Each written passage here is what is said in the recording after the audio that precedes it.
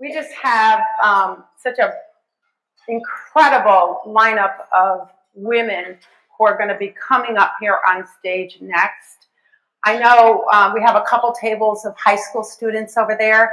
We just took a great picture with them, and they're sharing with me how happy they were that they were selected, because only 12 students were selected to come here today.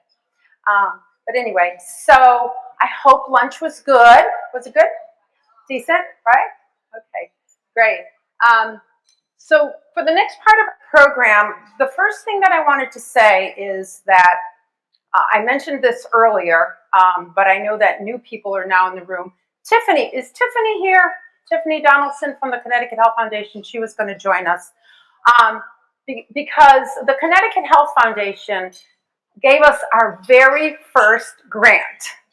And the grant, yes, I know. And the grant was to help us to build a strategic plan around our new programmatic initiative that we're going to be talking about next. I was able to hire an agency that I felt had the passion, am I messing this up for you? Norm, am I messing this up? No. Okay, good. That I felt had the passion, the understanding, the commitment, and the interest for Latinas. And what better way to hire an agency that is owned by a Latina, right? Because that's what we need to do. And so I had worked with this woman in the past when I was in the private sector. I worked for Mass Mutual. Many of you know that my background is in marketing. And I hired her for one of our projects, I want to say like 6 or 7 years ago, because I just retired in March, sort of. I guess I didn't. Right, Yvonne is saying, no, you didn't. And anyway, I worked alongside Mindy, and I fell in love with her. And I said, you know what, this is not just going to be, an agency of record for 6 months. This is going to be long term. And that's exactly how it turned out. When I hired Latin to Latin marketing, they're based out of Fort Lauderdale. Mindy Figueroa is the CEO. I knew that I selected the right agency to work alongside to help us build out this program, because she's not just doing it because it's a contract. I guarantee you that. She's doing this because she believes in what we are doing. She was a co-author of a study on Latinas that came out recently. Let me go to this side of the room too, called Latinarific. And Latinarific came out about a couple of years ago, and it really it was about Latinas, right? And Latinas in corporate America. And what's going on with us? What are the challenges? What are the opportunities? And so she co-authored that with a gentleman by the name of Steve Garcia, who is part of our team. And not only did she put her time into it, but she put her heart into this project. And so they're going to be coming up to the stage to share with you what we did learn, because the Latinarific study, which I hope all of you get to read, is fantastic. But now Latinas and Power had the opportunity, as a result of this grant, to add another layer of information to go a little bit deeper, especially having the pandemic factor involved. Tiffany, you're here.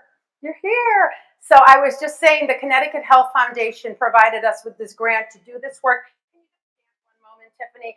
Tiffany Donaldson from the Connecticut Health Foundation, president.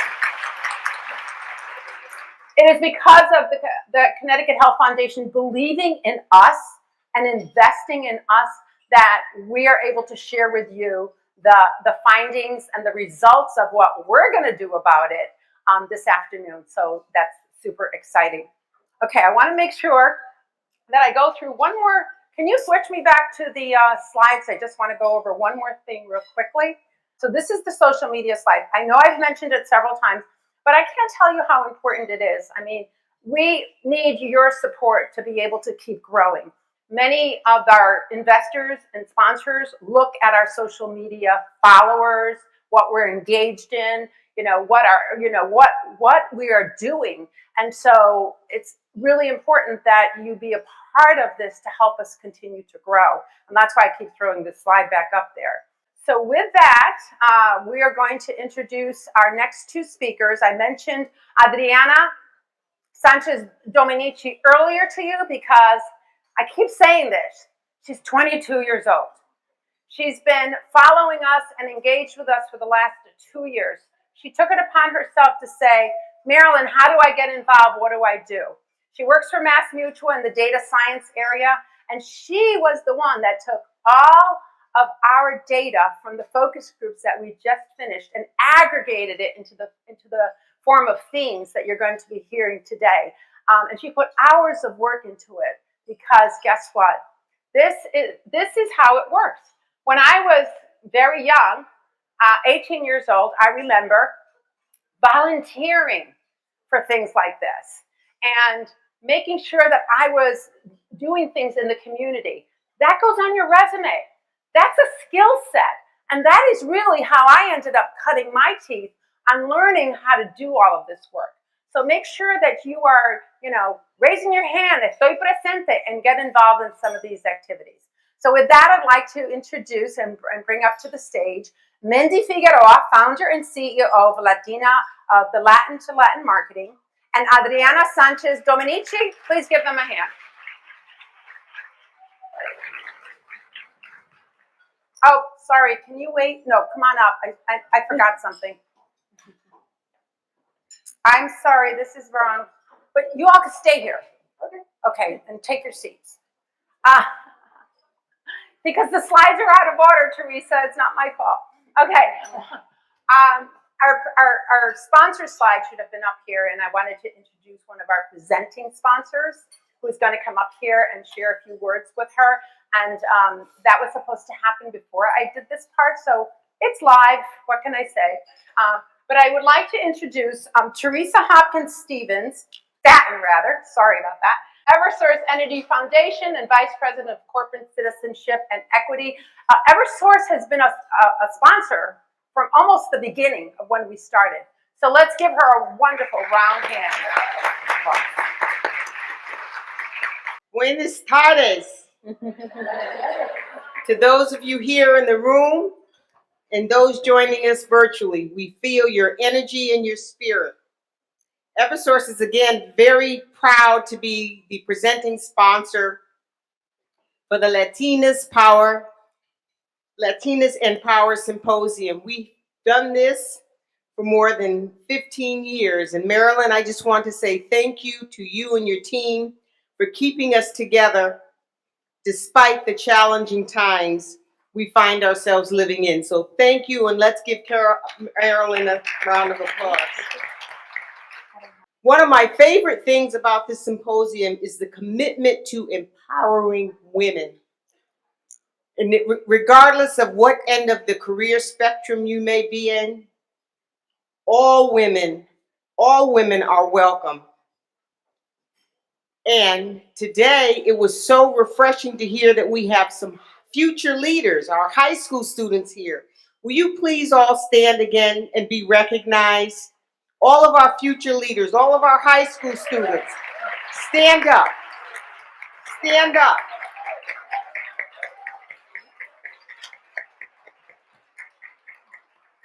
Remain standing. I have a message for you. Remain standing. You are here in a room surrounded by powerful women who present the endless opportunities and possibilities that you too can possess. Harness that energy, harness it, and leave here knowing that your futures will be shining bright like diamonds, and you can accomplish any and everything that you set your mind and your heart to doing. And don't ever be limited by anyone or anything. You can do it all. And we're happy to have you with us this afternoon.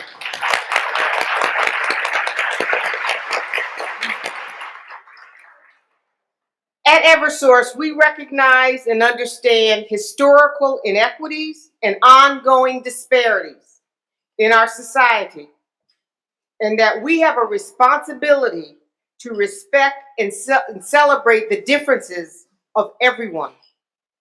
Last year, we enhanced our diversity and inclusion strategic plan to increase focus on racial and social justice. And I was just speaking with my table partner over there, and we were commenting on how our generation, we tended to be a bit more silent for a number of different reasons, and how our sisters at the table, at the high school table, and others a little younger than me, are not silent. And you shouldn't be. You shouldn't be. So thank you for continuing to carry the torch and do the work that some of us left undone. The enhancements that we have made at Eversource will accelerate our progress on making positive changes in our workplace and communities. And understanding equity is critical to the success and the future of our company. And our new CEO, Joe Nolan, understands that. He gets it. And he created a new position, mine, to place a laser focus on operationalizing equity across our company in all 3 states.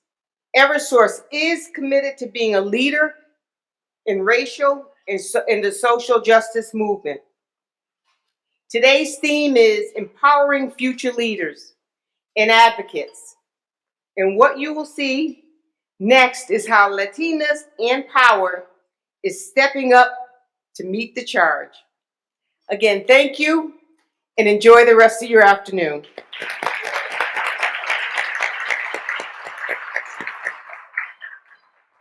Welcome, everybody, and thank you for being here. I'm going to get the clicker. It's somewhere around here, I believe. I met Marilyn about 6 years ago, and the level of energy and thinking and everything that goes into what she's doing here is amazing. And the level of integrity. And I will never forget how you treated us with so much kindness, and that's what we're here. So when you invited me 3 years ago to come here for the first time, I saw 500 women and men here, a sea of people in this same stage, and was able to share my story. And that's when I was totally committed and fell in love with Marilyn and what she's doing here. And I remember we talked that evening about how do we take Latinas and Powers across the country. And we didn't know that the pandemic was going to cause that, was going to be the catalyst to do that. And here we are now, and welcome to everybody. So that's the reason why I'm here.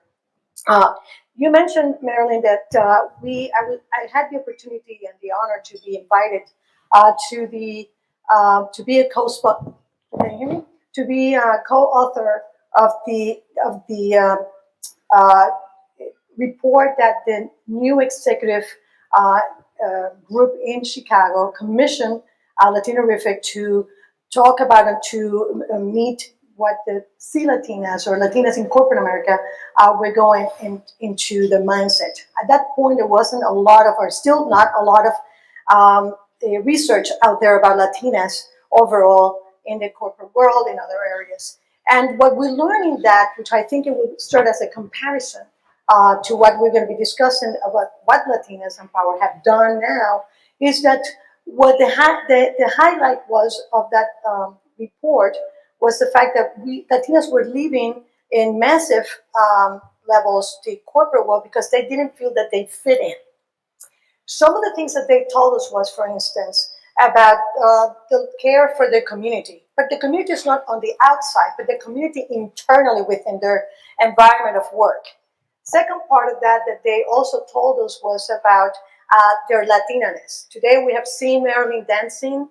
We have heard Mariano also talking about, I'm going to wear my big looks and so forth, and to bring the Latinaness into their work environment, right?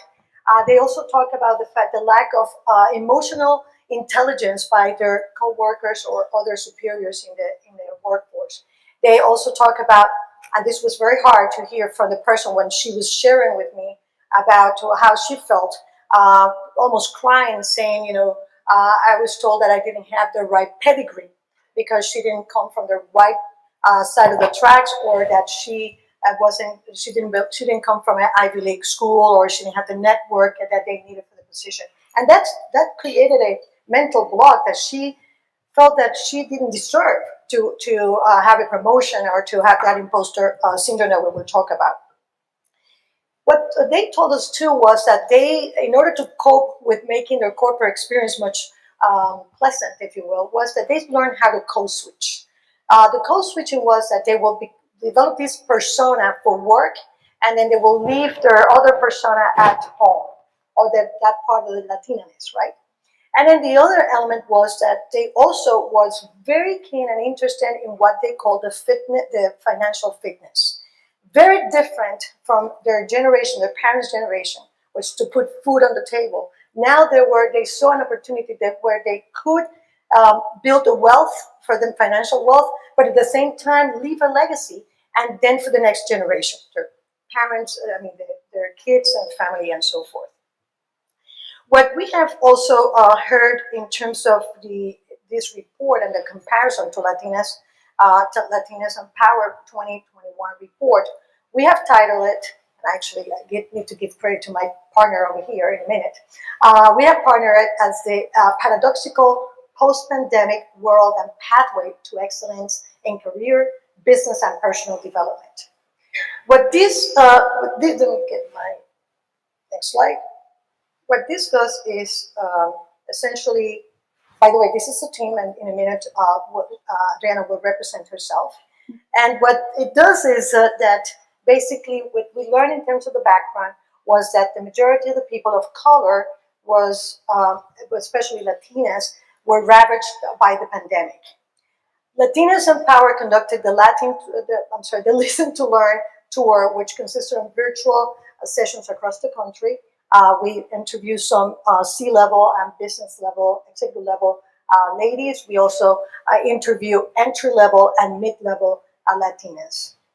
The intent here is to come up with a practical solution, very different from understanding what was the state of the union in the research that Steve Garcia and I worked for new, and come up with a practical solution with a format that could be implemented immediately by Latinas and Power. And it will consist of a 3.5 certification program. So we're going to talk about leading up to that in the panel. So in this presentation, you are going to learn about the key highlights. So we're working on a longer format report. You're going to listen to some of the recommendations and action items as a result of the leadership gap that we feel still exists in the USA. What I'd like to do now is really truly introduce an amazing, I want to grow up and be like you, really. Adriana, wow, Adriana is, if the future is like Adriana and some of the ladies over here from high school, I want to come back and I want to be with them because it's amazing. Adriana has a degree in data sciences, so this was unbelievable, the way that she brought new ideas to the table in terms of how we collect and compartmentalize information. But at the same time, every single time that we have an opportunity, she brought something of value to the table.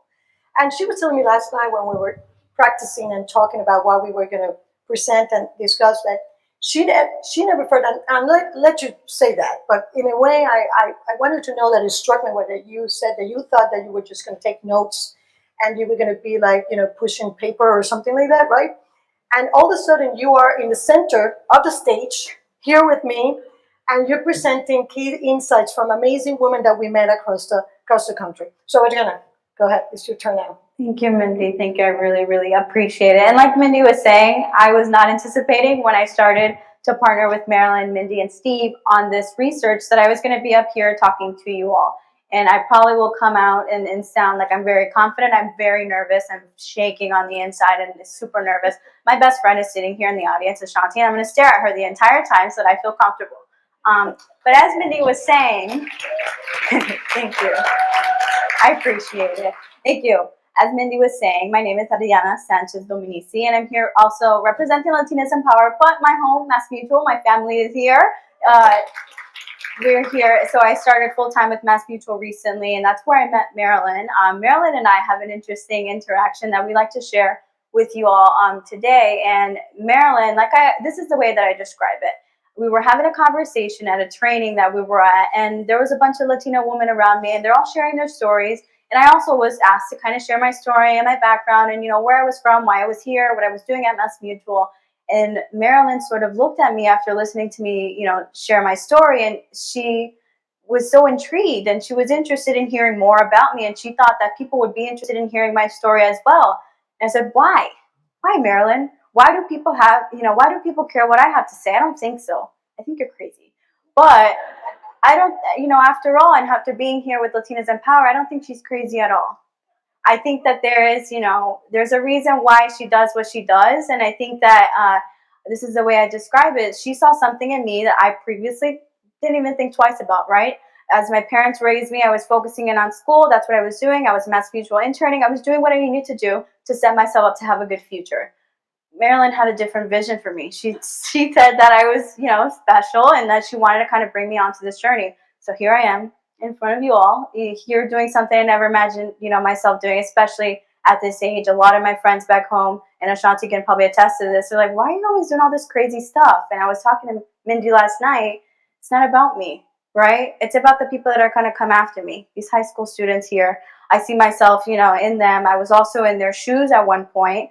And really, I don't do this for me. As nervous as I am right now, as intimidated and as frightened as I am, it's not for me. It's for the people that come after me. So that's why I do what I do. I went to school, and I was talking to Mindy last night in Maryland and sharing, I want to go back. I want to go back to school. I just finished, the hardest 4 years of my life, and I'm ready to go back, because now after this experience, doing this research and kind of being a part of this, like really being a part of it, I feel the motivation to kind of continue to do more. So I'm going to go back and equip myself with the tools so that I can, follow in the footsteps that Marilyn and Mindy and all of you, you kind of paved the way for people like me to be here and sharing my story. And as Teresa and I think some other folks alluded to earlier, the new generation of Latinas that are kind of growing, we're not silent. We can't afford to be, right? You all paved the way for us to kind of use our voice and be exactly, what you all envisioned for us to be. And when you feel that push, and when you feel that there's somebody that's talking to you and letting you know that you're special, you should do this, you should pursue this, I see something in you, listen to that. They're not just saying it just to say it. They really believe it, and they believe in you. So if you have someone who's kind of in your ear, the way that Marilyn was in mine, listen to it, because it's not happening for no reason. So that's a little bit about me, and why I'm here, why this research is super, super important to me. And now that Mindy has kind of covered the why, and I covered a little bit of the why we do this, I'm going to share with you all some of the how, right? So let me see here. Okay, cool. So here, this is a little, there's a lot kind of going on in this slide here, but we'll share a little bit about the methodology that we used in order to carry out this research and how we did it in a really fast way. So here, this kind of sort of shares a little bit of the demographics of the women that were included in our study. We conducted this study by doing, like Mindy mentioned, some of the interviews that we did with the executive level Latinas and the entry to mid-level. And we also conducted a survey of over 100 plus Latinas, asking them to kind of answer questions about how the pandemic impacted them and, where they are in their career now and what they want to see moving forward. So what we did is we collected all of that data. It was transcribed. All of the interviews that we did with the women were transcribed and put into a clustering tool where we were able to extract some of the key themes that we did not see, manually on our own. We started to do some manual analysis, and then we used the tools in order to kind of show us, what else is out there? What else are they saying that we're not picking up on ourselves? And some of the insights that we sort of learned, I think Mindy can agree, and Marilyn, we were all having discussions. These are not new themes. They're not. A lot of you in the audience might, be able to relate to some of these things that we're going to talk about here. We were talking about imposter syndrome earlier. Unfortunately, that was a theme that came across all levels of Latinas in our study. We're all feeling it. We all know what it is. So I think it's important for us as we start to talk about, what we're going to do about it, is let people have the room to talk about that imposter syndrome. What does that mean? Why do I feel that way? What can I do about it? Who can support me and get me out of this? Additionally, like Mindy was alluding to earlier, the reason why we titled this study The Paradox of the Post-Pandemic World, say that 3 times fast, the paradox of the post-pandemic world really is what we found out of these insights. Some of the Latinas, and maybe you all feel this because I also have experienced some of this myself, we're starting to feel a little bit more comfortable reaching out to people in our organizations. Maybe, we can send an email really quickly and say an idea versus before you sort of had that barrier of being in the physical world that you're a little bit intimidated and scared and you don't want to share your ideas. You don't want to speak up, but you can type in a Teams chat what you're thinking, and that's okay. It doesn't feel as intimidating. So some of the things that we found was that women, the Latina women that we talked to, are actually leveraging some of the technology and the virtual world to speak up. And they're using that as an avenue to start to get their ideas out there. And it's great. We have some of the Latinas shared with us that they have to do what they call intentional check-ins. They have to be intentional about the way that they're connecting with people because we're in a virtual world. So it's not, you can't just forget about this woman over here. You have to be intentional about the way that you're doing things. So because of that intentionality that leaders are using, they are starting to feel like they are more at the forefront. People are actually paying attention to them. They want to know what's going on in their life. Are they okay?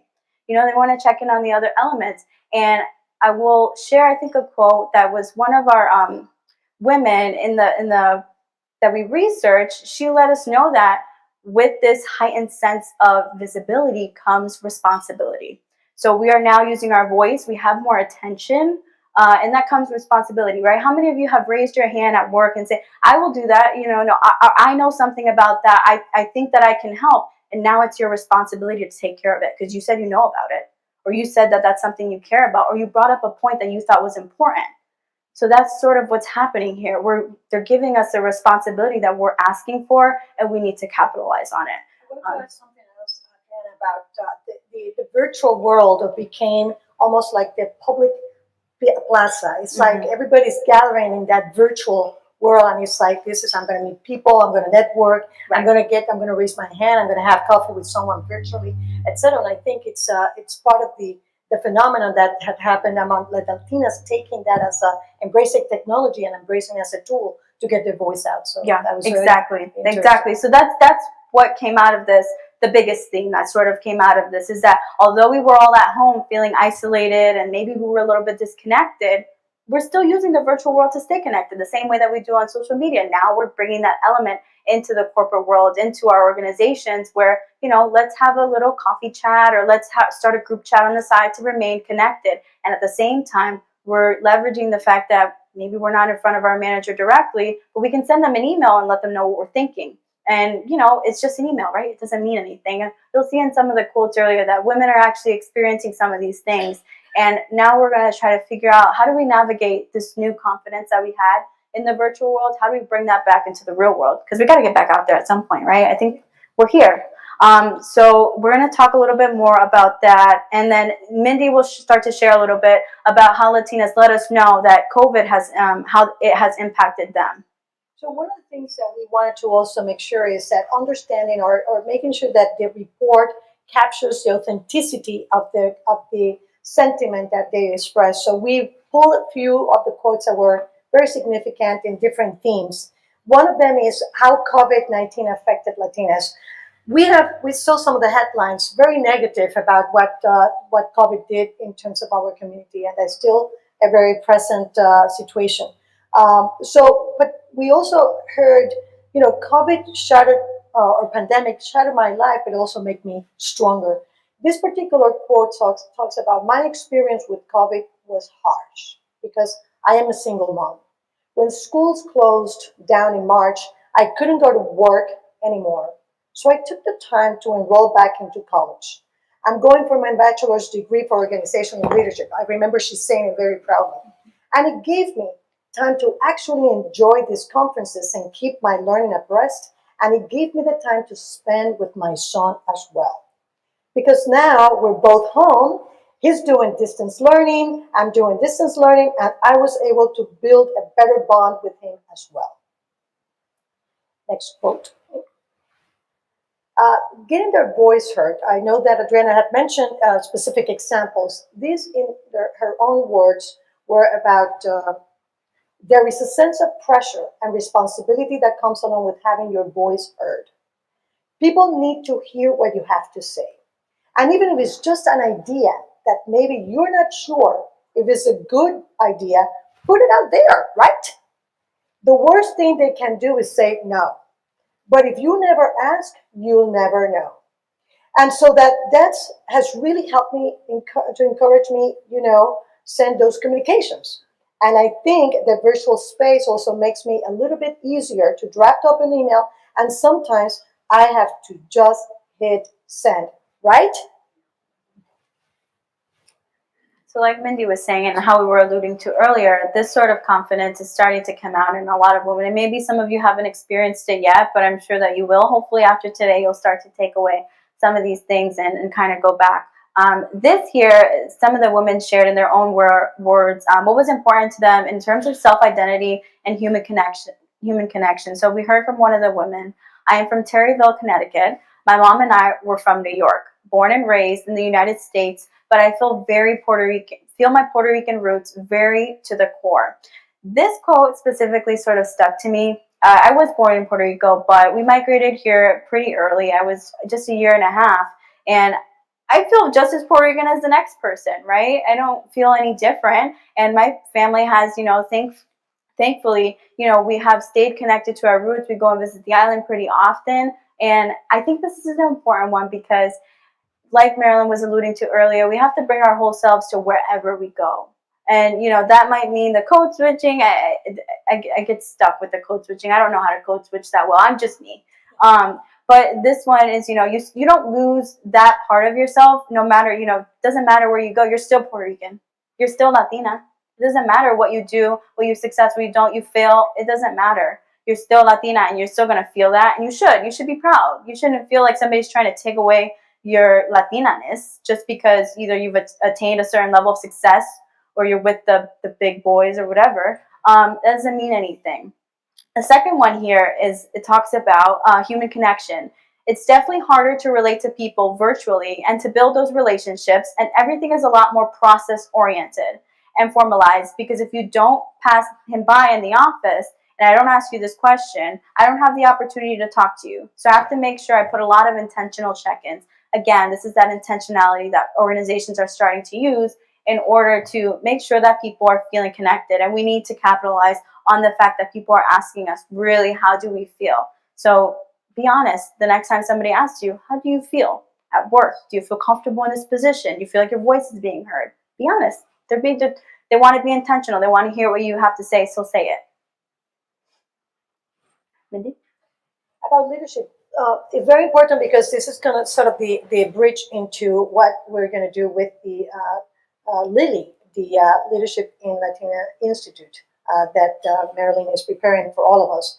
So preparation means that you are not only representing yourself, but that you're representing others too. What the person meant by this is that when you go, and I believe Maria Hinojosa mentioned it, be prepared, have your facts together, do your research.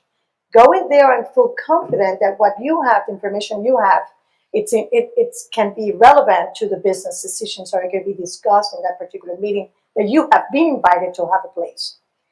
The second quote talks about, I am a Latina and proud of it. And I come to the table like that, Latino men, same thing. You'll have a lot to bring, a lot to share. Our perspectives are really important to corporate America today because we have an amazing purchasing power. Remember Maria mentioning that in terms of the impact that we have? And we have the youngest generation coming up in the world. Look, right here in this room. So bring yourself to the table with all the cultural nuances that you have. So I say, bring yourself, sit at the table, share who you are, where you came from, and the value add that you bring to the businesses because you have a lot of insight to share. And I say that to all. Let me give you an anecdote. And one of the ladies that I interviewed in Chicago, She was in the food industry, and she was a manager at that point in one particular region, and she was targeting the Hispanic bodegas and different type of supermarkets and so forth. And she knew that the company's product that they were selling, they needed to be refigured out in a different way that would be appealing to the Latino community. So she remembered buying a canastita, a basket of different type of products, and she was invited to go to a senior level meeting. She said that when she put together her presentation and she came with the basket of products and said this, that her intent was to say, this is what you got to do and you want to win the Hispanic market. Her entire body was shaking. She said that she couldn't even, come out with her voice couldn't come out, and that she didn't, she felt like an imposter. She felt that she wasn't going to be able to measure up to the men that were in the meeting. When she walked in there, I don't know if by God's help or spiritual being, she was able to pick up herself and be able to present. And she said, this is what I have to bring to the table. This is the only way we're going to win the Hispanic market. One of the people in the audience in the group that she was saying, she says, we haven't thought about that. It makes total sense. All of a sudden, she was given the project. She was able to prove what she brought to the table. She became the number one district manager in the area, and she was very successful in her career, going to the next level. But what she said, and when she was saying this, her tears were coming down her cheek because she could still feel the pain that she felt at that moment of that she took the valor to walk into the room and present what she was right and was going to make a difference for the bottom line of the company, but within her Hispanic community. Let's talk about the last one, and then we'll wrap it up. Thank you, Mindy. So we'll talk about, this is a quote that they shared talking specifically about the Latinas in Leadership Institute. I think this is one of our executive level Latinas kind of had this to say when we asked her. Bottom line is when we have diversity within corporate America, they have financial success. And then we have financial success, and data shows that's the bottom line. This is why companies are investing in these strategies. They need more women within corporations. You train them, they come back and bring another person. I think that's a good marketing tool for the company to attract and retain and grow and have leaders. You want Latinas to percolate up the C-suite, and how they're going to get there if they don't have the leadership training, right?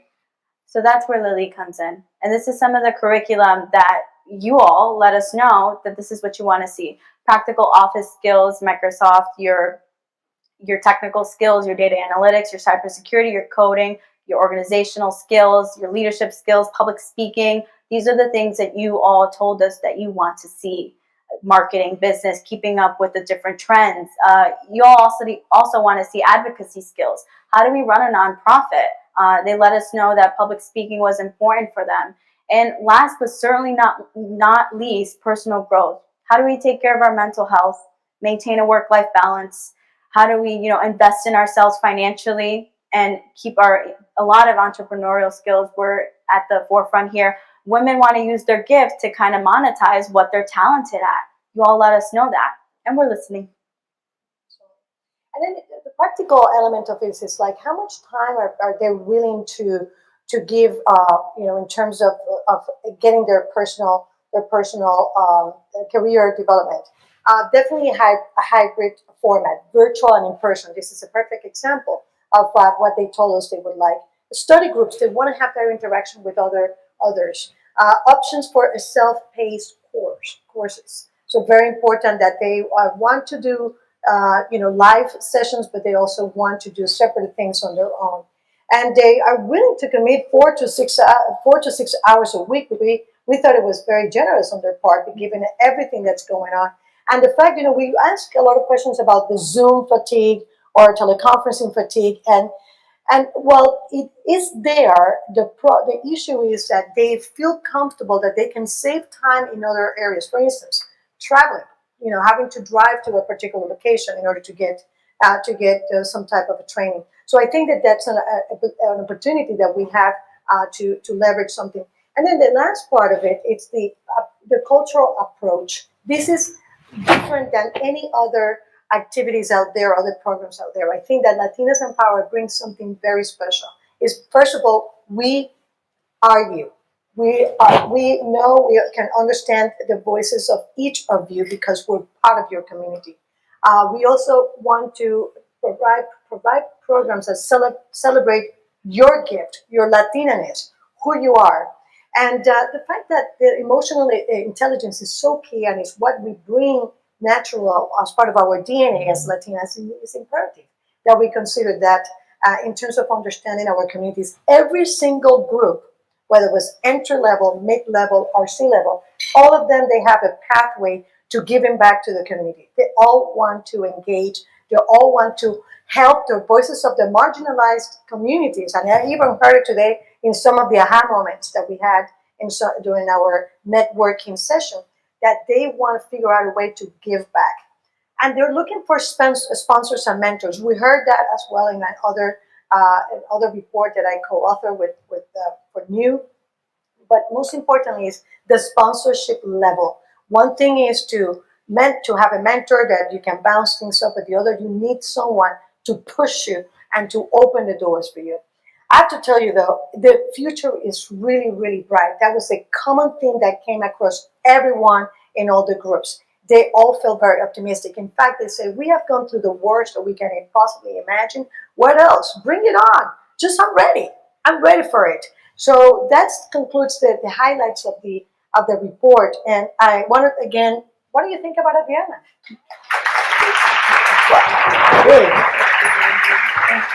Really, really, really amazing. Thank you. We need to go talk show more often.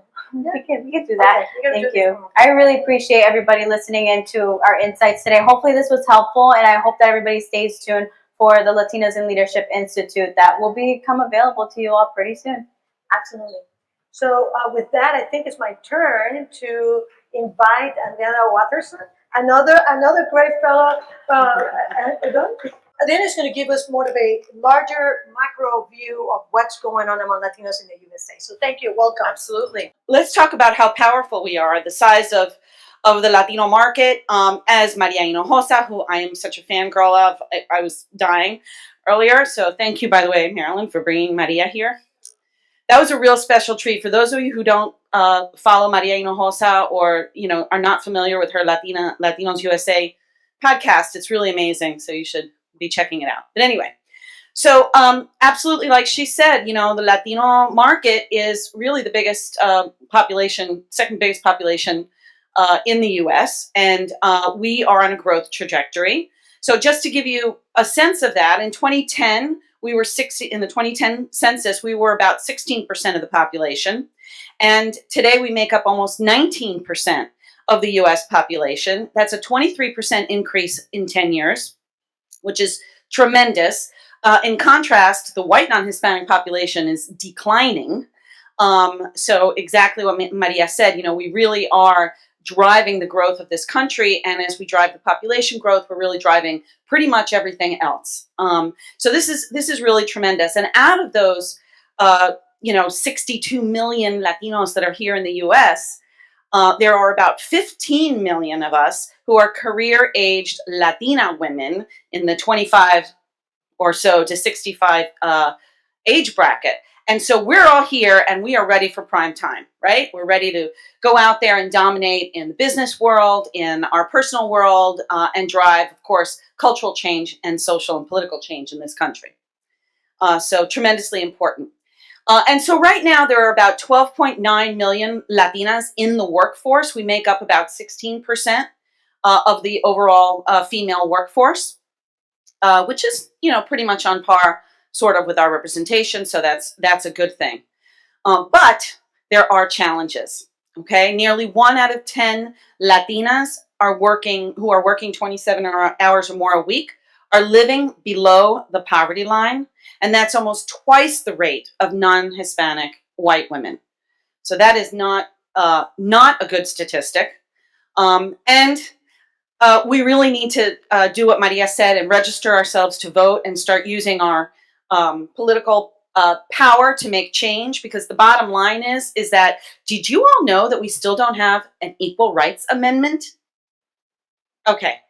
And that is one of the reasons why Latinas are earning 55 cents on the dollar relative to white, non-Latino men. That is just outrageous and unacceptable.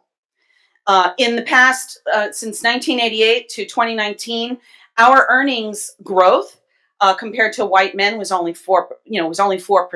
Okay, and our unemployment has risen from 4.8% to 12.5%, basically due to COVID, which also shows more data about that in a minute. So that's, pretty substantial, and it's pretty devastating for our economic success.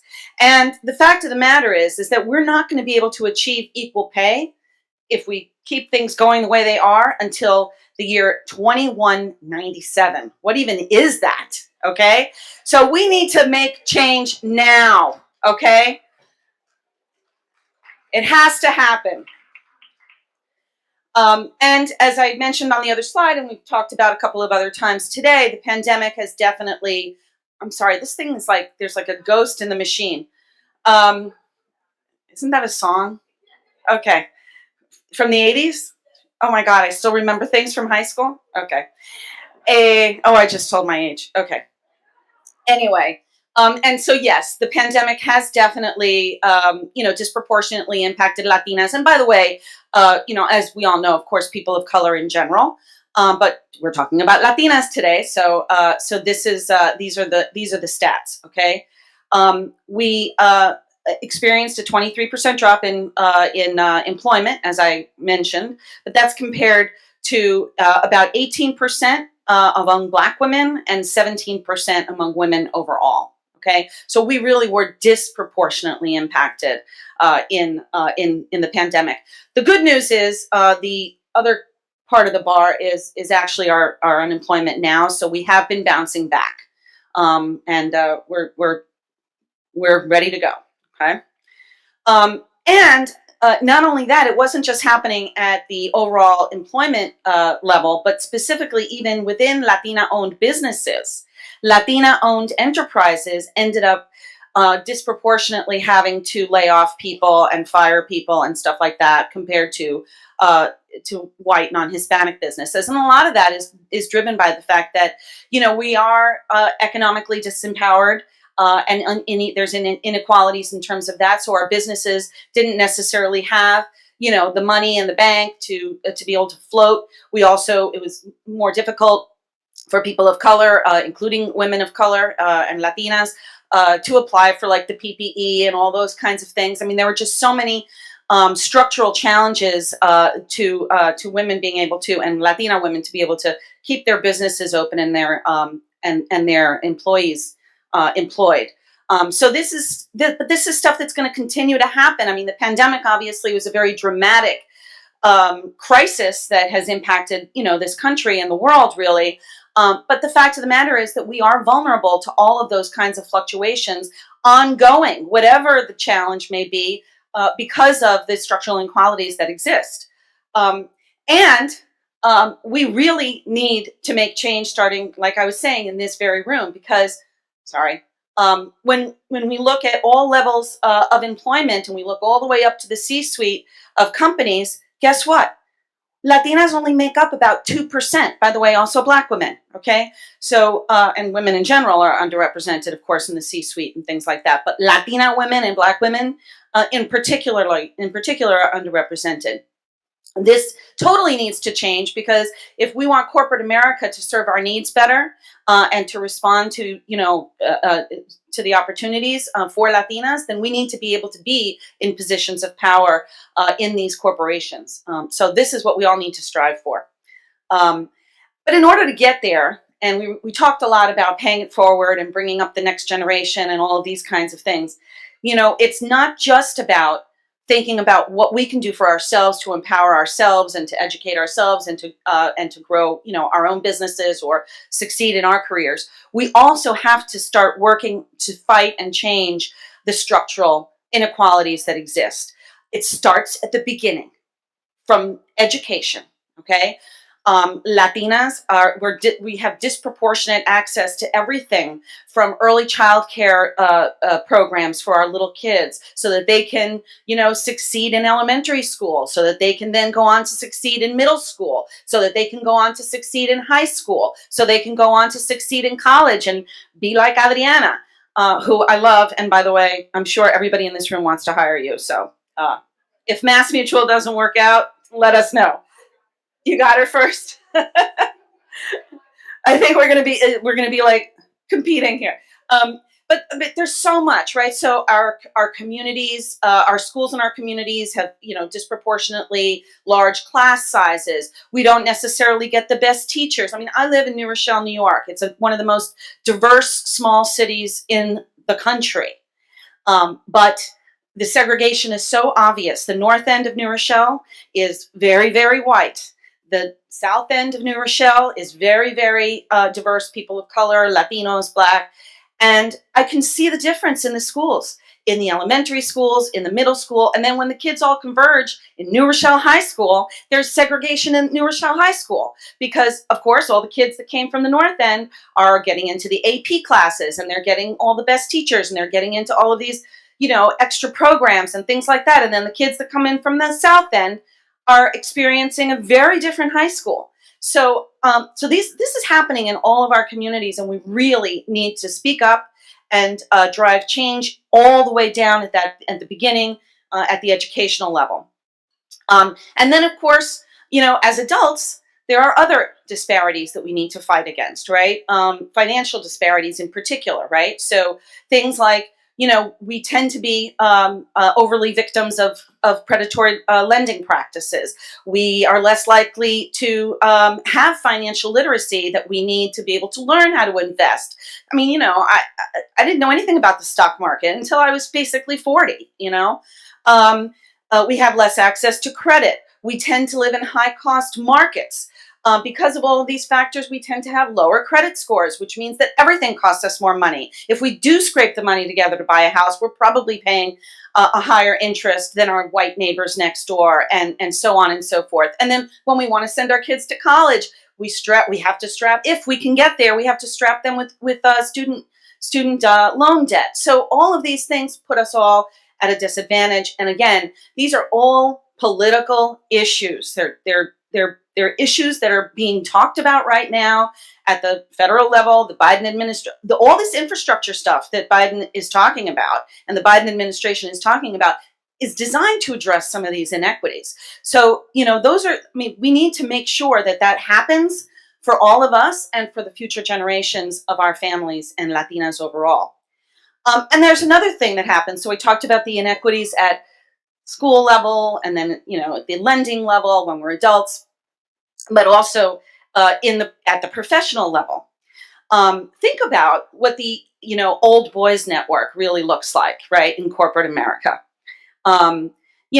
My dad golfed with your dad, and then I got into college because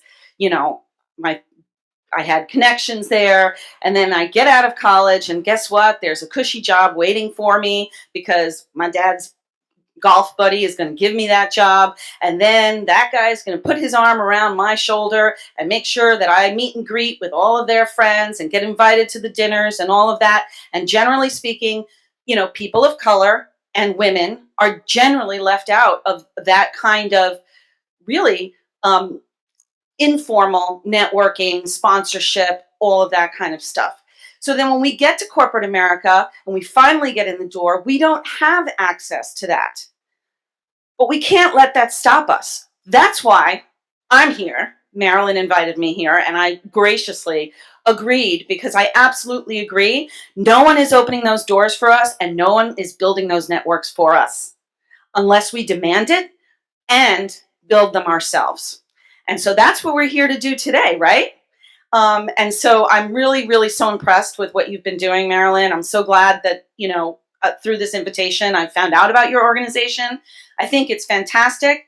And as far as creating those, those networks and that mentoring and that sponsorship and helping us all with our careers, let's do it. Let's get started right now. And I think that's what we've been doing all day, right? So thank you. My goodness, like, tengo la cabeza, right? Is that how you feel? Like, there's so much information that we've gotten, but valuable information. Information that we could use immediately, that could help us take action the minute we walk out this weekend. Start to think this weekend is, okay, where do I fit into all of this? What do I need to do to be involved with this huge opportunity that is in front of us? So that's what I want you to think about. So what I thought I would do is, let's take a quick breather, because that was a lot of information, right? And lighten up the space just a teeny bit with our awards ceremony. We have two women who are going to be receiving the Latina Champion Award of 2021. So I thought that I would add it into this space here, and then we're going to bring the panel back and we're going to bring it home. We're going to talk to you about what these women, two of them that were involved in the study, how they're reacting to this information. What do we do with it now? This is all great, but now what? So hopefully, thank you, Norma. She has my Latina Champion Award. So as you know, Latinas and Power recognizes 2 or 3 women a year that are the champions that are out there making things happen, and that, the passion and commitment is there selflessly. That when you ask them to do something, they show up. It's not all of them, but when they do it, we need to acknowledge each other and say thank you. We want to make sure that people know that they're worth, that they are valued, and to please not stop. Our first Latina champion is going to be Dr. Leslie Torres Rodriguez.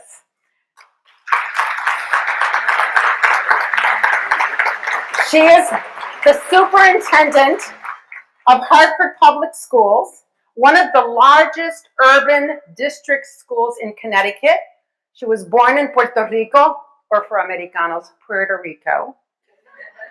She migrated to Hartford at the age of 9. She's a product of Hartford Public Schools. She has served as an education leader in the greater Hartford region for over 25 years. And it is our honor, Dr. Leslie, please come up here. We hope that this little piece of artwork reminds you of the Latinas and Power Network is behind you. We want to support you in all of the work that you do. It's not easy to do the work. I have watched this woman. Now, I'm not a political person. I'm not good at it. So I understand what it takes to be in this position and to bring those kids. She's the one that brought those kids here today. And to make sure that they saw this. To give them credit that they saw what we were doing here today. So it is my honor to present you with the 2021 Latina Champion Award. And I'll give you the mic here for you to say a couple of words. Buenas tardes. So first of all, brown happens to be my favorite color. Oh, it is. Yes. So, and I don't think this is just beautiful.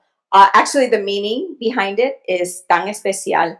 When I came to Hartford Public Schools, I thought I have to close schools. That was actually my first charge. And I thought, aquí llegué, aquí me voy. Closing 20% of our schools, engaging the entire community to do that.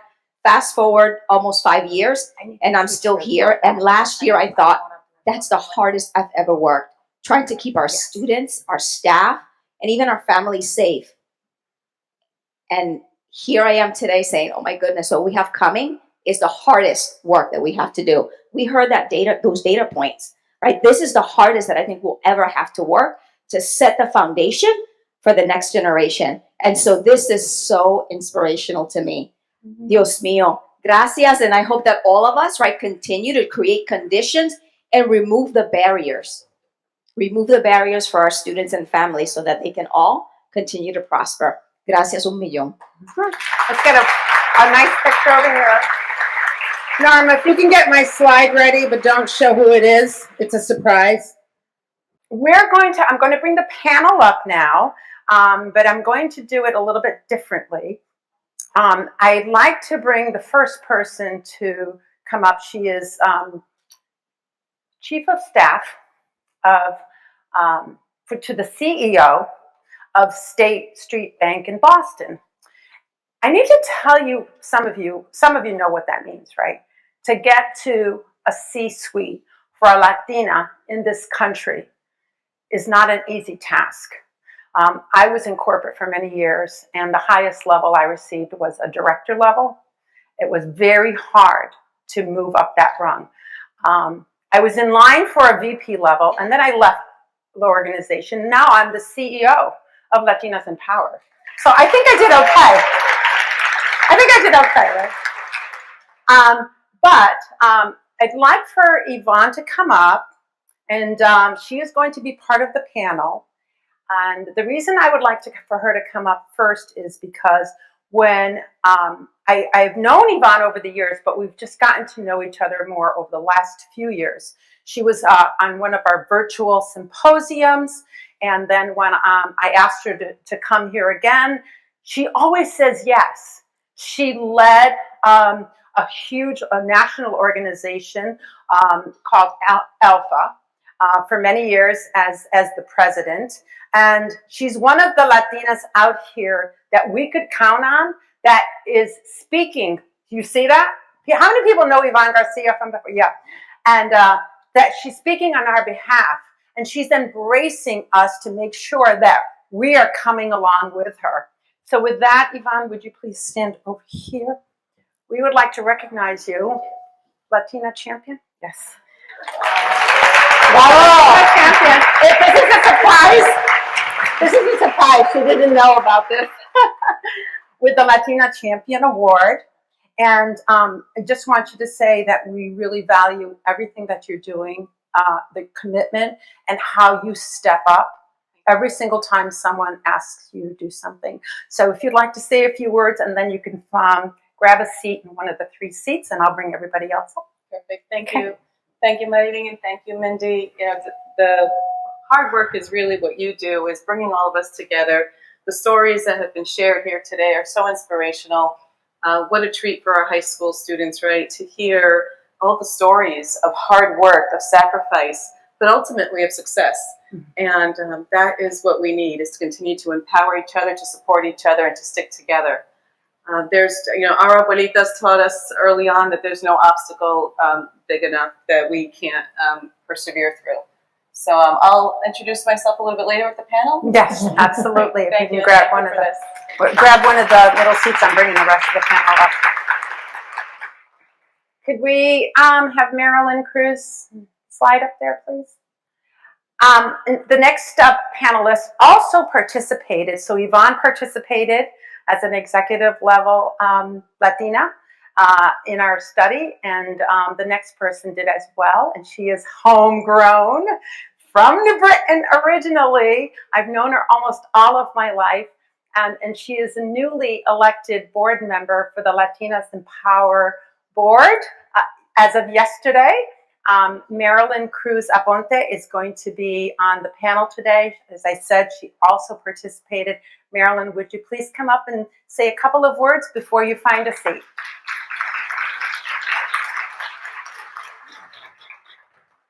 So, first of all, thank you, Marilyn and Latinas and Power. I have to say, I was talking to our table about how many years I've known Marilyn and Diane and Yvonne, her sister, and her brother. We're family. Mm-hmm. And I haven't really spent much time with Latinas and Power because I've been busy doing what I do, which is public works. And, I think that it takes a lot of time out of my schedule, but I'm at that point in my life where I'm transitioning to that other part of life, which is rich and wonderful, retirement. And I'm hoping to spend a lot more time But I want to say thank you to Marilyn and Latinas in Power for the invitation. I'm really honored to be here to help other women grow. I welcome the virtual ladies, and I'm glad for the in-person ladies. And I hope all of you, in one way or another, will grab some nugget of knowledge or a nugget of inspiration. All you need is a small semilla to get you going, to ask yourself questions, to search within yourselves as to, and to reflect what's next. So again, I am the Assistant Director of Public Works in East Hartford. I've spent 31 years in public works and in 3 cities, New Britain, Hartford, and now in East Hartford. And before I go any further, I just want to, I assume everybody knows what public works is, but let me tell you in a nutshell.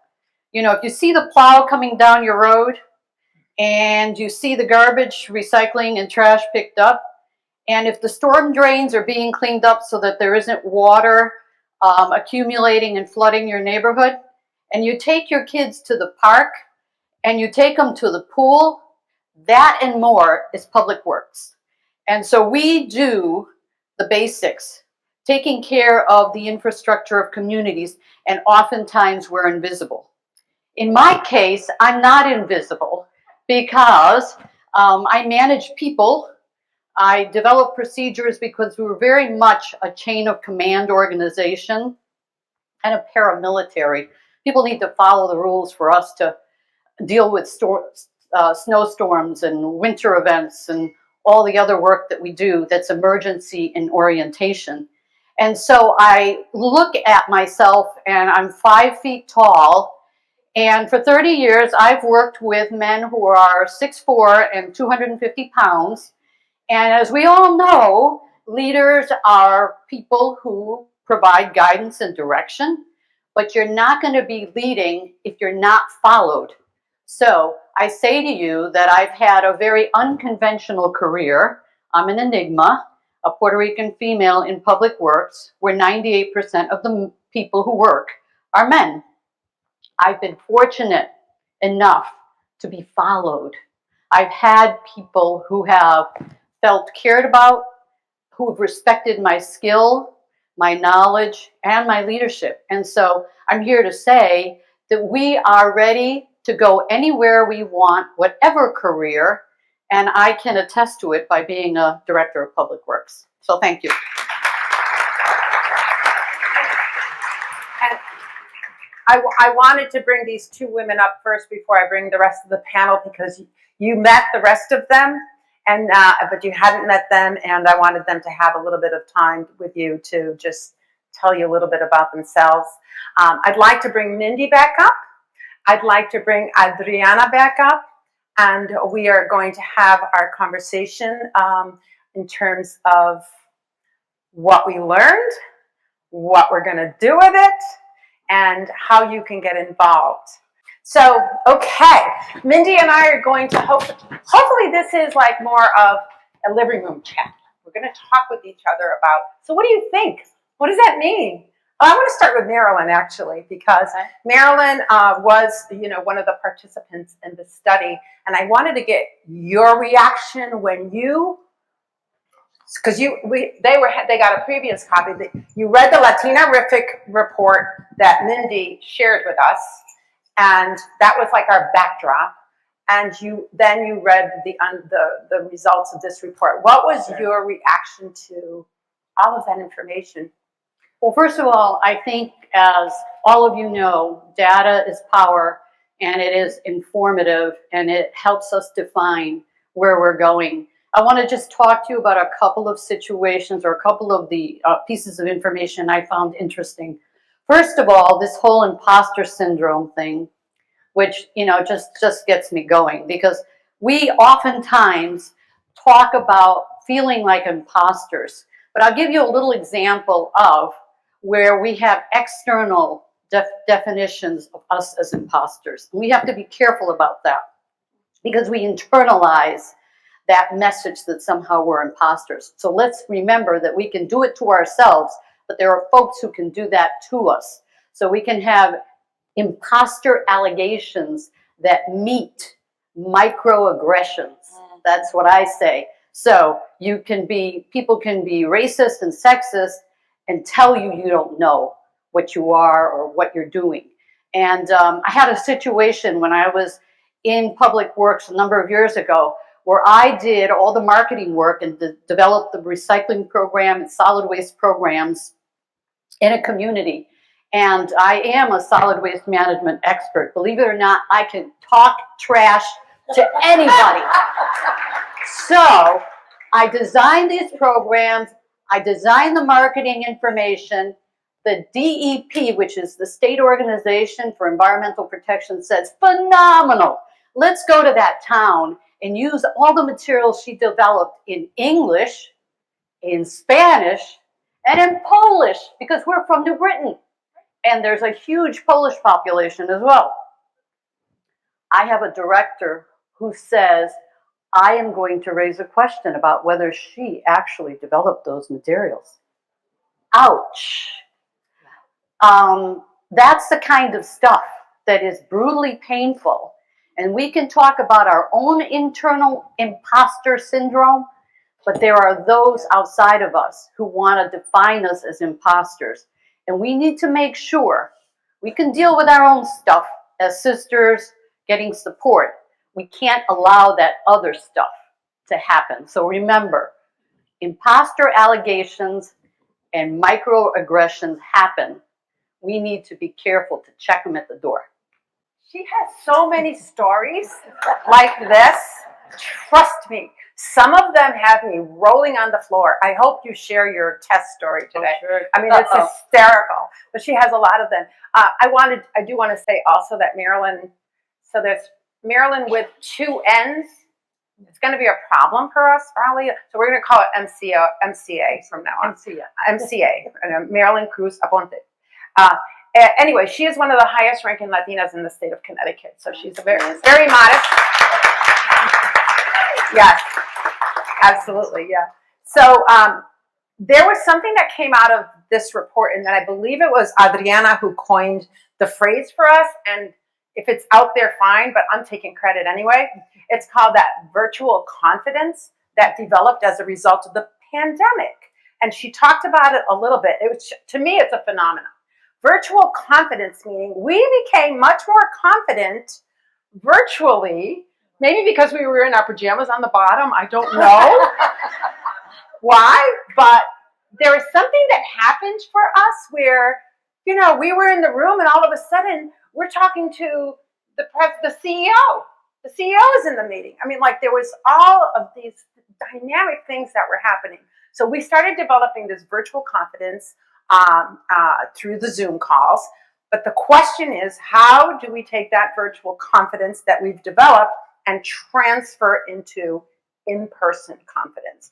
Are we still going to be able to, when we go back in person, walk down the hall and see the CEO coming our way and have that same kind of confidence? I'm not sure. So my question is to Yvonne about that in terms of what are some of those kind of needs? How do we transfer that? How do we capture that? How do we bottle that, especially in the corporate arena? And we're going to be talking, for those who are entrepreneurs, we're going to be talking about that as well. So when Adriana brought that up, I actually, at first I misunderstood and I thought that you meant that it was all about the virtual aspect. And I said, oh, what a missed opportunity, because what we Latinas are known for are our dynamic personalities, right? Our ability to build relationships. This is a great example today. We're here in person, we're all hugging and kissing each other and so happy to be here. And that is what is so special. And that's why we're such a great asset to the business community, is because of our ability to build these networks and to form relationships that eventually influence business decisions and outcomes. So for the virtual aspect, I'll say, that's great. One thing it has done, it's evened out the playing field. So for example, State Street's a global organization. Our EMEA and APAC folks used to feel as if they were kind of on the sideline, and they would watch all of us in a room like this and feel that they were missing out. Well, after March, when we were all virtually online, they said, I feel like the divide has now been broken. We're all together. And you're right, it's created a lot more access. So to your point, Adriana, a lot of individuals that typically would not be in the room with the CEO now find themselves on a Zoom call with the CEO.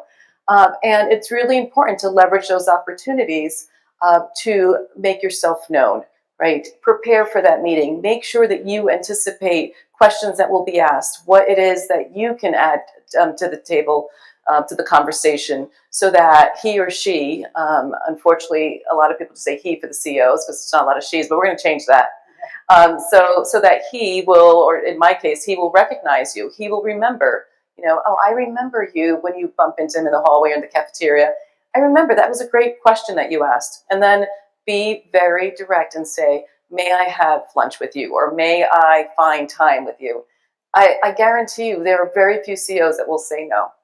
And I work with one, and the list is long of employees that he has committed to see, and I love to see it because you need access to the C-suite. You need to be heard. You need to be seen. So the virtual is a great point of entry, but it's what you do with that. Leverage the opportunity, and that's how you continue to move forward. I know C-suite, I want to make sure everybody understands what C-suite is, because that's that top level executive. Those are the people that are making all the decisions about everything. So that's our journey.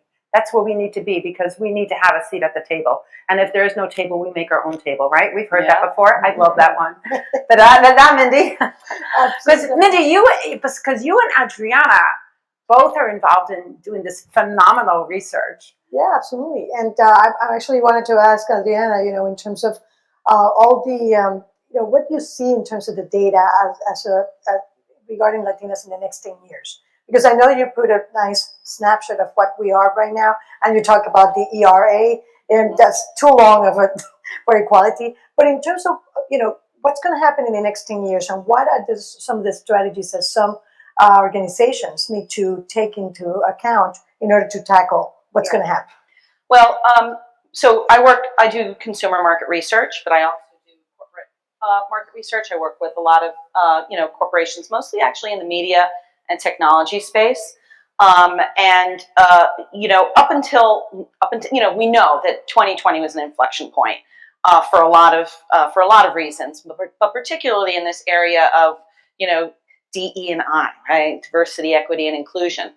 And so I've been having a lot of conversations with my clients, mostly, again, media brands and technology companies, but that's super important because we're talking about, what we all see on television, what we all see in the news and things like that. And these companies are now all of a sudden very concerned about making sure that they are being equitable in terms of their hiring practices, creating corporate, corporate environment that's welcoming to diversity on all levels, whether it's for Latinas or people of color in general, or LGBTQ and all of that stuff. So I think that corporate America is starting to wake up to the fact that they have not been listening to what's been happening demographically and culturally in this country. And it's really, I know that it's a knee-jerk reaction, perhaps, to BLM and everything that happened, but it's an opportunity for all of us. And so the doors are starting to open up in ways that haven't been opened up. And so I think that we are in a tremendous point of change. I think that there are going to be many more women that are going to, rise up the ranks in corporate America because the doors are opening right now. And I was talking to your intern, I forgot her name, who was the one, Shanti.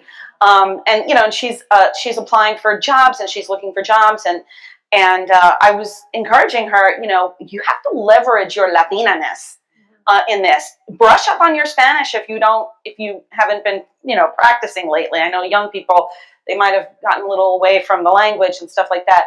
But I know that my clients are looking for talent who can bring that Latina je ne sais quoi and that Black je ne sais quoi and all that stuff to the table. So the doors are opening up right now, and it's actually time, rather than, hiding our culture, hiding our, our ethnicity or our race or whatever, but actually understanding that that's a leverageable sellable point when you are looking for jobs, when you're looking to get promoted.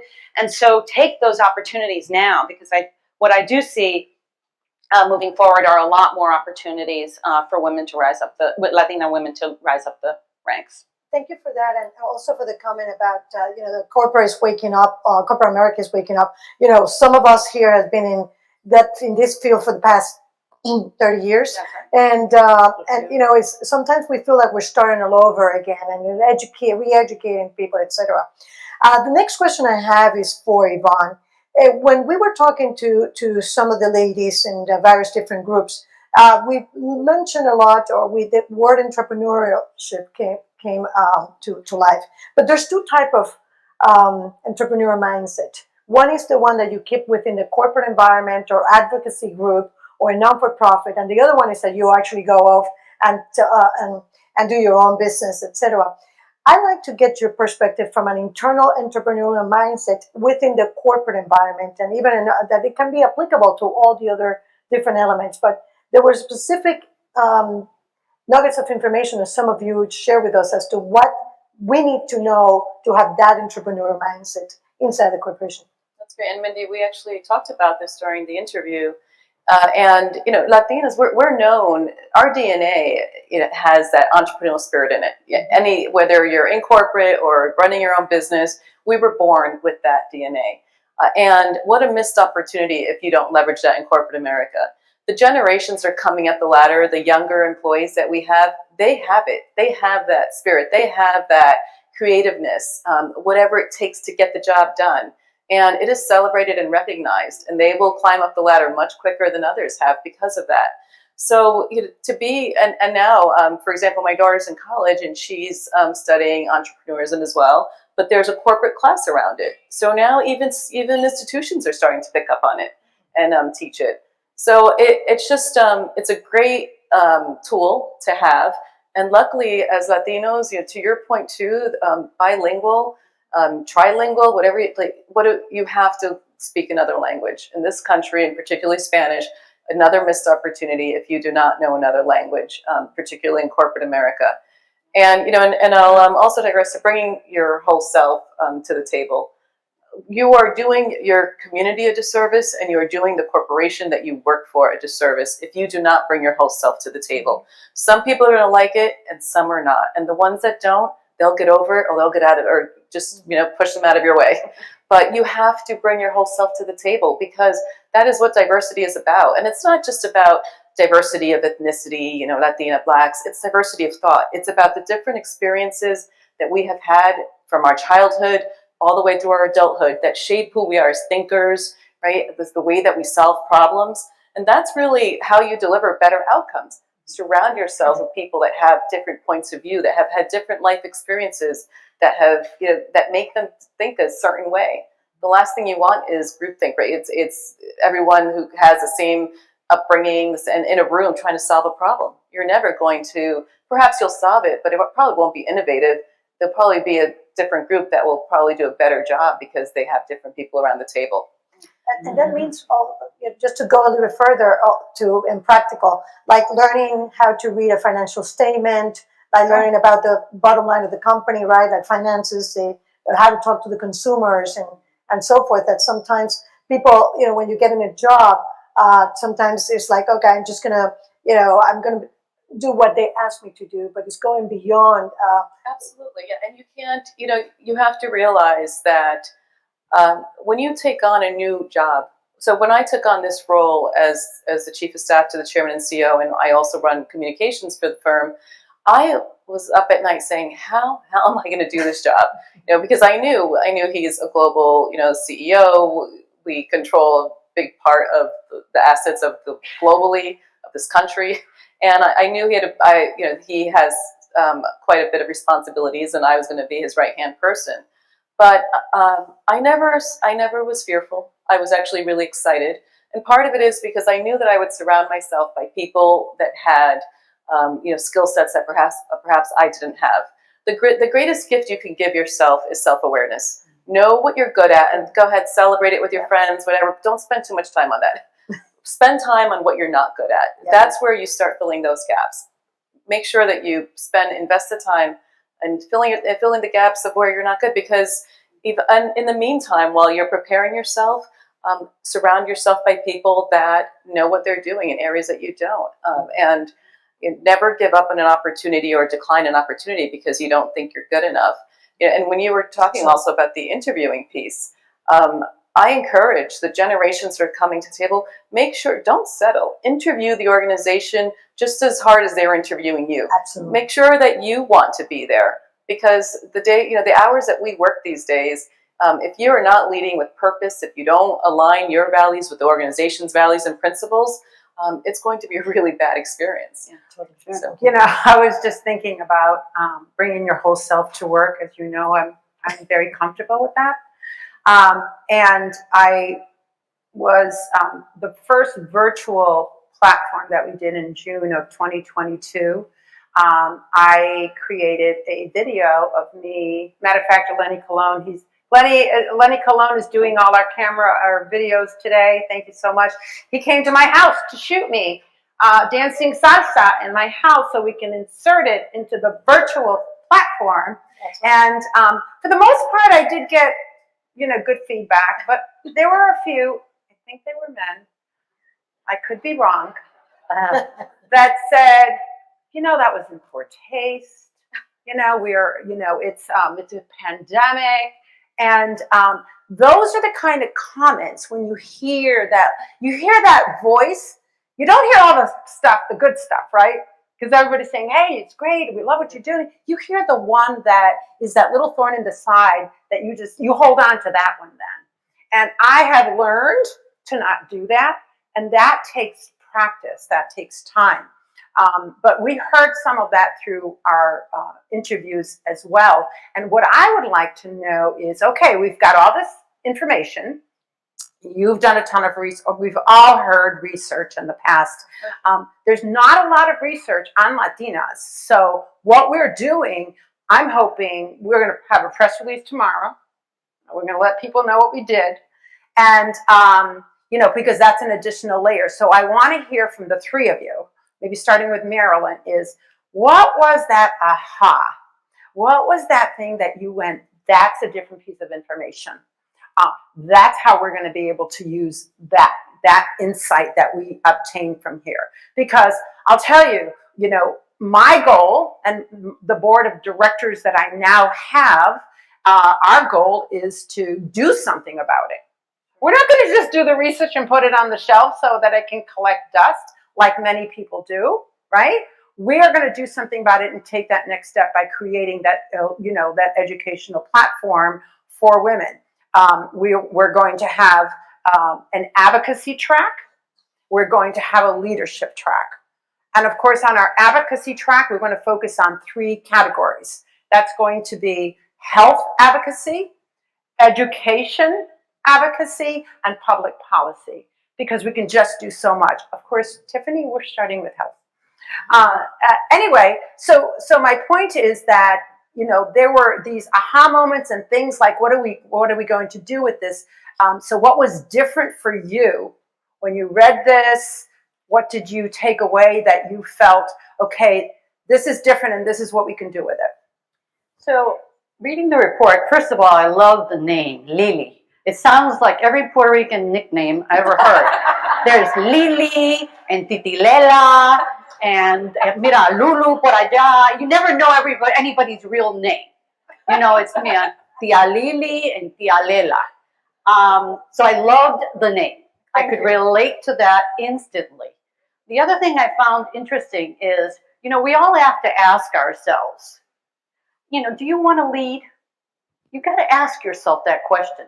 We can't assume that everybody's a leader because we wouldn't have any followers. So we have to ask that first. The second question you have to ask yourself is, if you do want to be a leader, what does it take to do that? It doesn't happen organically. There are people who are destined to lead. But leading, you have to learn about leadership.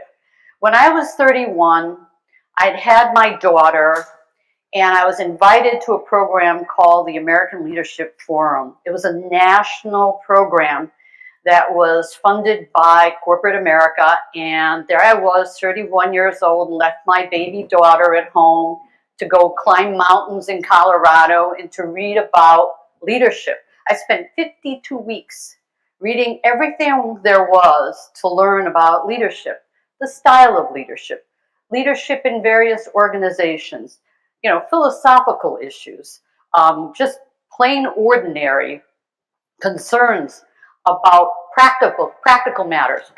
How do you supervise staff? How do you lead staff? How do you discipline staff? How do you motivate staff? How do you run an organization, setting up policies and procedures so that you can function? What are the basics of an organizational structure? How does it differ, nonprofit to profit? All of that, 52 weeks, I had been exposed to some of the most wonderful writing. And I made a commitment after that year of contemplating and studying leadership that I would always have a book on the side of my, my bedroom table that would focus on something that had to do with my professional development. And then finally, you decide you're going to lead, you find Lily to help you. As Latinas, you're going to have a resource. You want to jump on that. There is definitely, you're going to jump on that. And you then have to think about, what does this mean to you? How can you use your Latina, gifts, swagger, talent to actually inspire other people to follow you? It must be a very difficult job, superintendent of schools in Hartford, to have people follow you. Not everybody will, and you don't have to have everybody follow you. You have to have enough of a critical mass. And so, I took away from all of the reading I did, Lily, decide that you want to lead, learn that you want to lead, and remember, you'll need followers, but you don't need everyone. My mom had, that's my name. Yvonne. And it's actually Yvoncita. Thank you. My sister is Yvonne. I know. And they called her Bonnie. We called her Bonnie or Bonifacia. She hates that one. Yeah, I don't like that. Bonifacia. No, we called it Yvoncita. But that's because they called me Marilonga. because I had really big feet and I was tall, and we won't go there. If you don't see that, when I'm in trouble, it's Yvonne. And I grew up speaking Spanish at home, so when your mom called you Yvonne or Robert, it was like, oh, we're in trouble. Because if not, it was like Yvoncita or Mamita. Yeah, I love Mamita. So you don't want the Yvonne from your mom because she's not happy about something. But I had to call my parents the other day because it was Titi Nena's birthday. And I had to send her a card, and I'm like, I can't write Titi Nena. She moved to this facility in Miami. Like, Mom, what's Titi Nena's real name? She's like, oh, it's Luz Neja Santiago. I'm like, oh, okay, that makes sense. Yeah, so, what were we talking about? Nicknames. Doesn't happen. Nicknames. Oh, the learning. I hear from you three, okay, what was it take? Well, but also, what was unique and different about what we did? I will say that when I read it, I had this. It gave me this great sense of. I kind of became a little anxious because I felt that it was on me and other leaders. It gives you this great sense of responsibility and accountability to continue to pave the way for others and to do more. Yeah. And then when I thought about it, also I said, why don't you send this report to every CEO, like take the global 500 CEOs, send it to them and say, tell me what you're doing to fix this, right? And I would demand a meeting with them. I see it happen. I see letters like that come in all the time to our CEO, and he will take a meeting. But more importantly, what it does is, because it's not just about throwing it in their face and making them feel bad, because many of them won't really have much to share with you, unfortunately. Although to your point, this race crisis has put a spotlight on a lot of organizations, and as a result, they have some actions in place that they've actually publicly shared, aligned with metrics, which lacked before. But what they'll do is you'll get them thinking, right? And then you'll get them brainstorming about what can we do? right? It's baby steps, but until you call them out politely, on it and show them the research, because I think somebody said there's not a lot of research on Latinas, right? So it's a great opportunity. But it gave me a great sense of this feeling of responsibility and accountability to continue to work hard. I've already started to think about what can I do when I go back to State Street to make sure that we pave ways for the Latinas. And I just have to share that.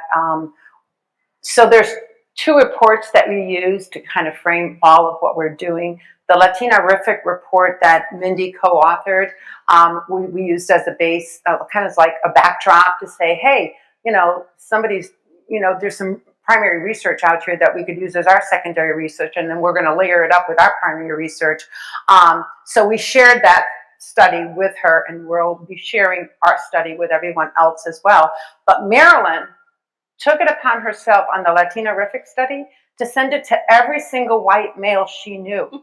She wouldn't send it to any Latinas or any people. She sent it to everything. So there's little things like that we can do, which is And I highlighted all the important parts, and then I wrote notes in the margins. It was like, focus in, focus in. That's great. That's great. So what you all can do is take this information and multiply and start amplifying this information. It's going to be available to you. That's really smart though, Marilyn, because if you think about it, right, all of us have seen the research and a couple of things happen. You're like, oh yeah, that happens to me, or oh yeah, I've seen that happen, or oh my God, how can that be happening? But we're aware, right? But it's our job to educate others, to bring it to their attention. Right. With unconscious bias, we all have it. Many don't even realize that we feel the way we do. So I'm glad you did that. Well, it was well written, and so I said, well, this sounds just like me. Why not just share it? Exactly. I can't say it as well, but it was beautifully written, and the information was digestible, and it was something that the reaction I got from the Caucasian men who received it was very positive. It was their aha moment. So we're going to do the same kind of format with that they did with Latina-rific with this study. So Great. We have now 2 out there. But Adriana, I want to add a question to you. In addition to that, is you do a lot of work with Latinas becoming the fastest growing group as entrepreneurs. We are exiting the workplace. I think I saw the news yesterday where there was like 500,000 Americans leaving the workplace, and of those, there's a high percentage of people of color. And then if you drill down a little bit more, but we're saying, ya se acabó. We're tired of this. We're tired of how we're being treated. That it's not a level playing field for us, and we're going to start our own business. So I want you to add that layer in on the entrepreneurial side, because you do such great work.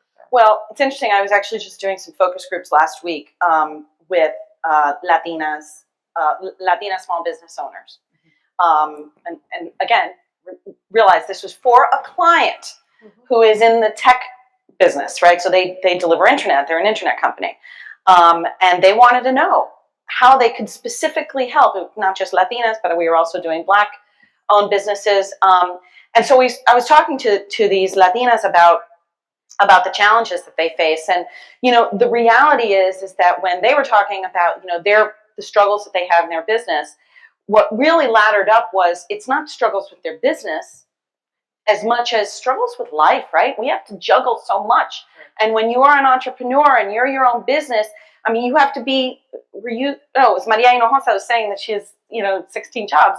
I mean, you're everything. You're the housekeeper, you're the nanny, you're the driver, and you're also the CEO of a business, and you're also the secretary of that business, and you're also the salesperson, and you're also the tech, and it doesn't matter how, and that is a limitation for, I was asking these women, well, how do you envision your business growing? And they just didn't know how they were going to grow their business because they couldn't overcome that structural issue in their lives, But the reason that I'm bringing that up is because what my aha thing from this research is, and especially just listening, because I don't work in corporate America. My clients are corporate America, but I work for small business.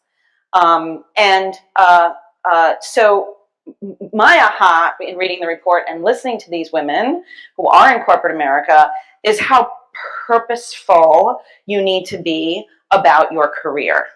that it's not going to fall in your lap. Those issues of, and whether entrepreneurs also, right? You know, you're not going to get childcare falling into your lap or whatever it is. You need to have a vision for what your career is going to be, what your life is going to be. You need to put it into practice.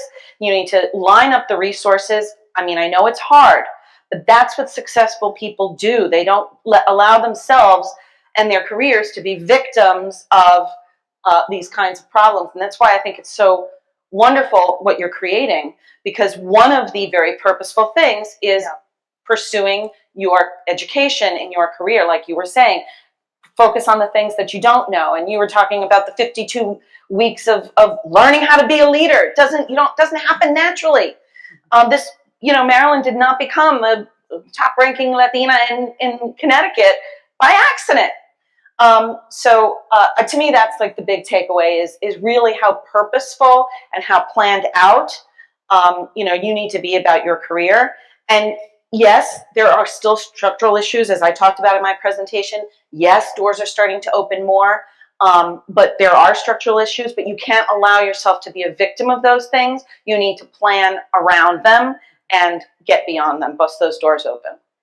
Well, I have to tell you, everybody is still here. Yeah. So we must be sharing something pretty good with what we're saying here today. I'm looking in the audience, and you all stayed to hear this. And that tells us so much. We want to thank you for staying to listen to this till the end. We are about to wrap up. We want to be very respectful of time. That is something that is a skill set as well. When someone tells you that they could stay until 3 o'clock, it doesn't mean 3:05. It means because they have somewhere else to go to, and I want to be really respectful of that. I try to always get to where I'm going 10 minutes ahead of. If a meeting is at 10 o'clock, I don't get there at 9:59. I get there at 9:45 just in case something is to happen. So that's another skill set that is really critical. But I would like to at least give an opportunity in case someone in the audience has a question. We have a cordless. Oh, good. Oiga. Well, our report, okay, the Latinarific report, we can forward to you. Email me, Marilyn at EMS Business or latinasandpower@gmail.com, and I will send it to you. And the other reports, just so you know, you can go download it from the Network of Executive Women website. They are the ones who actually commissioned the report that Latinarific put together, but it's the Network of Executive Women out of Chicago. It's a large organization across the country. They're based out of Chicago. Mm-hmm. And is there any other questions from the audience? Okay, that's good. So we're going to wrap this up by thank you so much to the three of you for showing up today, for being a part of this. This is just the beginning. You're phenomenal. Please come back and visit us anytime. Yeah, thank you so much. And to all of you, thank you for participating in today's program. Thank you to Mindy Figueroa for all of the work and hours that she put into this, and for Adriana Sanchez Dominici. I have to tell you, everybody's whispering up here, like, who's going to get her first? There's a little bidding war going on. Yes. So Mass Mutual, be careful, because I said I'm up first. Okay. But they,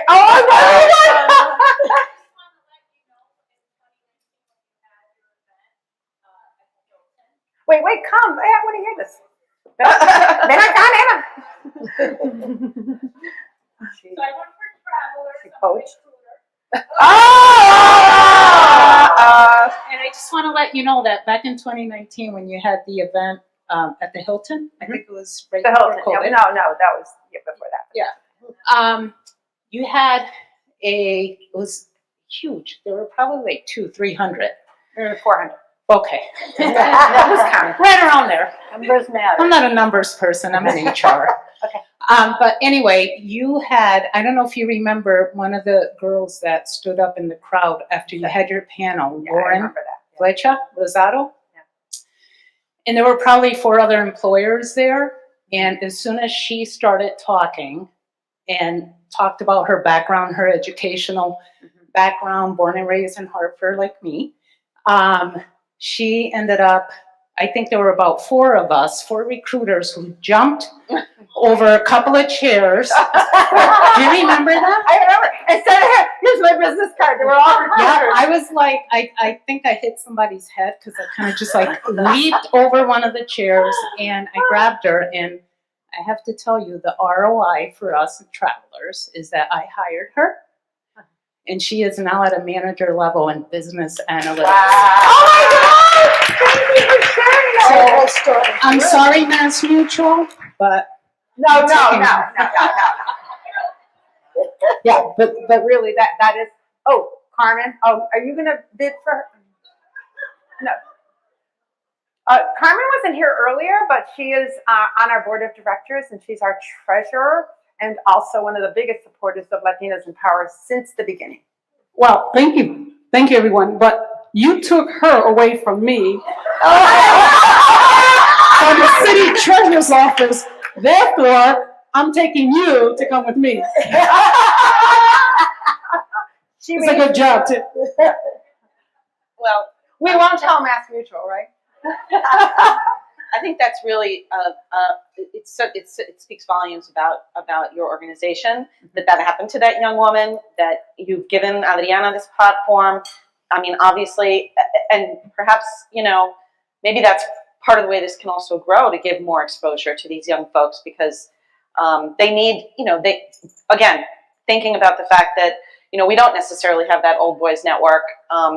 This is how we do it, right? Right. So I don't know if maybe there's a way for the future events to expand that in some way.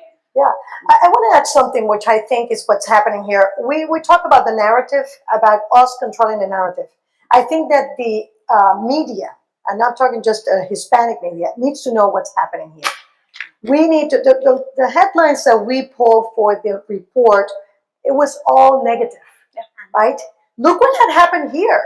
This is a celebration.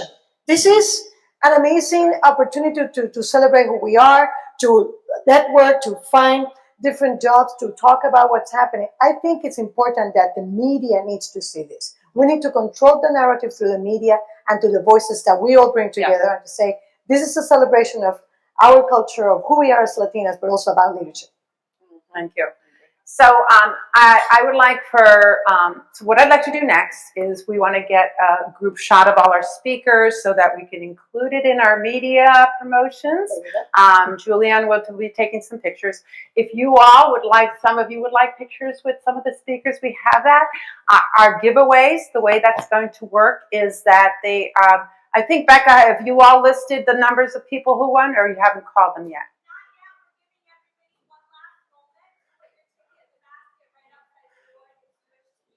Okay. Okay, so what we're going to do is we're going to put some music on. We're going to take some photos. There's a reception. I have outside with wine and everything else. And you're going to, she said you have a last chance to put your tickets in. But if your ticket's not there, I have a box of giveaways underneath the desk. So basically, I'm going to be giving away a lot of stuff. I don't care if you have a ticket. So just bear with me and hang out with me for a little while here. But we're going to turn up some music. We're going to thank everyone who is here today, our speakers and our sponsors and our travelers. Let's talk so we can bring travelers back into the mix here. So with that, I would like to officially close. Did I forget anything? The logo? Oh, you know what? Let's hold on the logo. So we started to create a logo. Can you put it up real quick? Okay. We started to create a logo for Lily, and I've landed on something.